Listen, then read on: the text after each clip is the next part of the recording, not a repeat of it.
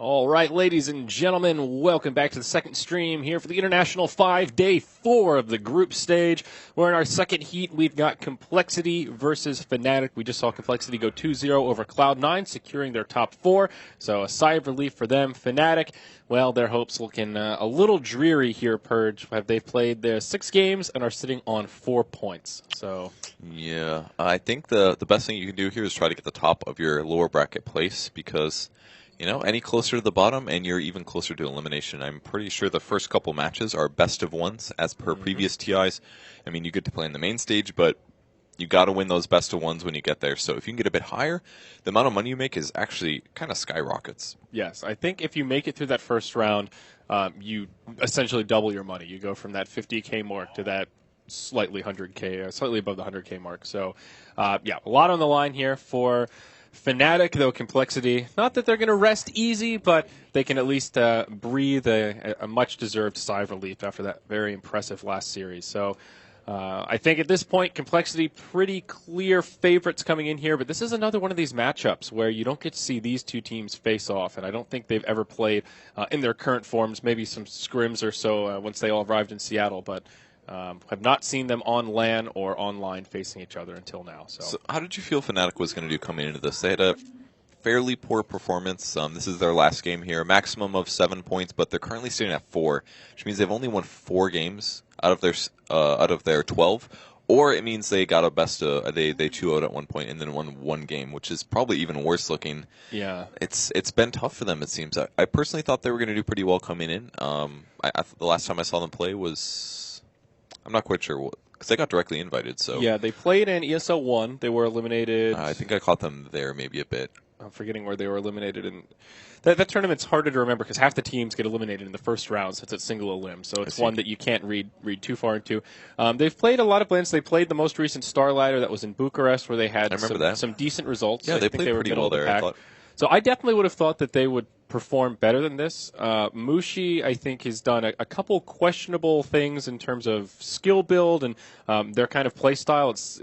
They don't always seem to be on the same page from the games that I've watched, which has been the source of their downfall, where sometimes Mushi will go for more of a defensive build. That Wind Ranger game where he went no power shot against the Viper is a great example. Sure, it's great in the lane. You're not spamming power shot against the Viper, but once you need to start moving around, controlling runes, you just have no damage. You know, that's a small example, but one where it seemed like they weren't all on the same page. So I don't know. I don't know exactly what to make out of their poor performance, to be perfectly honest. Well, looking at this game, it's kind of similar to some of the other tournaments or some of the other matches we've seen. Not so much a complexity game, but it seems like they really have strat diversity at least. Because this game they opened up with an August Iron, so it seems like they have like 3 pretty consistent ones. They've got like their SF mid with a Sven or other carry and a lot of roaming, or they did a Wisp one game, which was kind of an alteration of that build or of that game, and now they are going with a Darkseer in a first pick role. So this could be a carry. This could also be a support. They also pick up the Lina, and like the lanes are really hard to predict now because the Naga's played as support or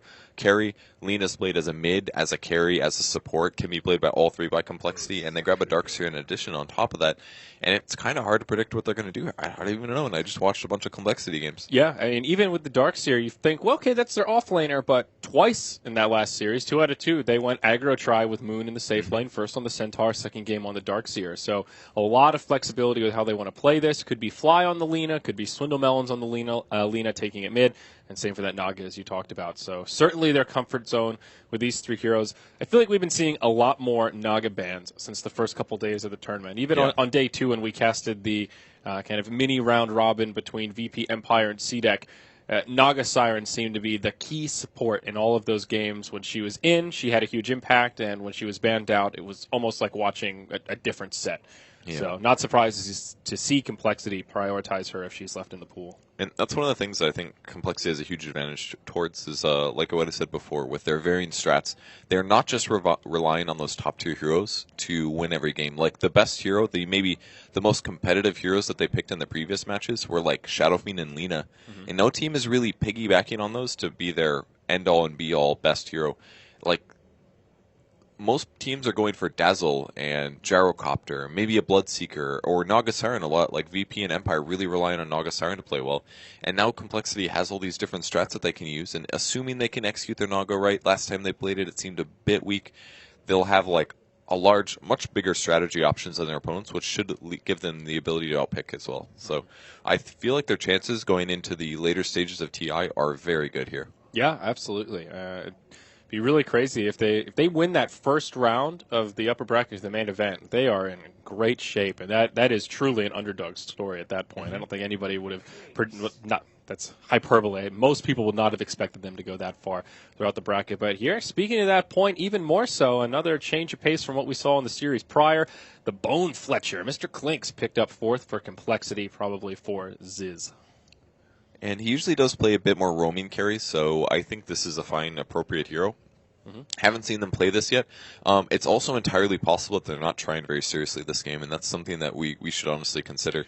This could be a time to experiment. If they had heroes that they wanted to try out, see how they fare, this is really the time to do it. Yeah, they need to get at least one win here to guarantee third place in their group, to get an advantage of points over Cloud9. So I think it's worth doing that here, but I don't think it's revealing